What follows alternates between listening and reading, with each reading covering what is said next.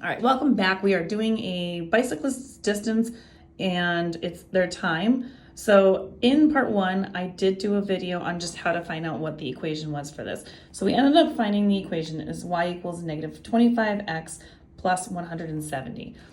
Again, our y-intercept right here at 170, and then we used 2 points that fell on the line that we came up with and calculated what that slope was. So again, that is not about what the scatter plot points are telling me, it's what the line of best fit is showing me. So that is the best idea of what we came up with here. So now what I'm going to do is I'm going to talk to you about what I do with that equation and how I can answer questions about that.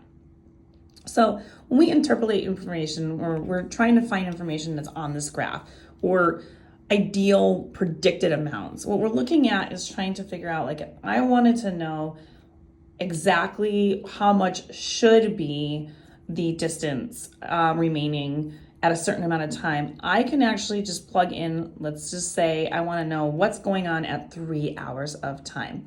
What I would do is, if I have that equation, so again, it's negative 25x plus 170.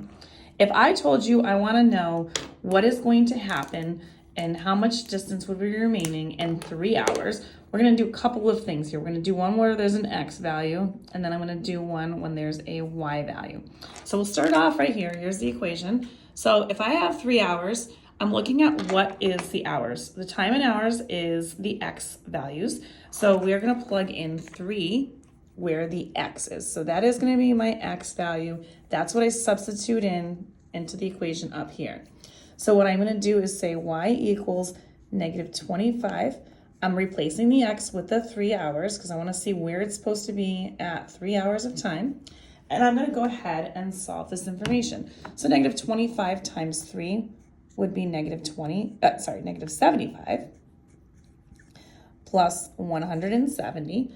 And then all I got to do here is say what happens when I have negative 75 and I add 170 to it. And when we do that, we get an answer of 95. And so that means that I would be in a distance away from wherever it is that I'm going. So the distance remaining is how much I have, which is 95.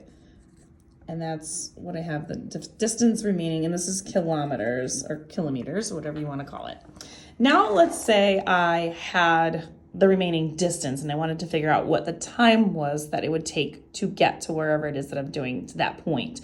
So let's just say I wanted to know what happens at 80. Now, of course, I have a line here, so I should be able to interpret that from here. Looks like about 3.5 hours. If I go from 80 kilometers left, it's approximately like 3.5 hours, but we're going to double check that. So what I'm going to do here is, if I say that I want to know what happens at 80 kilometers remaining, I'm going to plug that in, but because that's the y-axis, I'm going to plug it up here in the y-axis point. So I'm going to do 80 equals, and then I use the rest of that equation, negative 25x plus 170, and I'm just going to use my simplistic solving for an equation. I'm going to subtract 170 on both sides. Sorry, that's a little bit messy. So you're going to have a negative 170. So I'm going to do 80 minus 170. And when I do that, I'm going to get an answer of negative 90. Over here, that canceled out, and we bring this negative 25x down. In the normal fashion, we want to get x by itself, so we're going to divide negative 25 on both sides.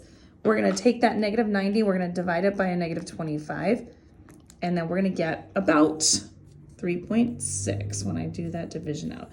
So it's going to be about 3.6 hours, and that is how you would be able to interpret your answers using the line of best fit.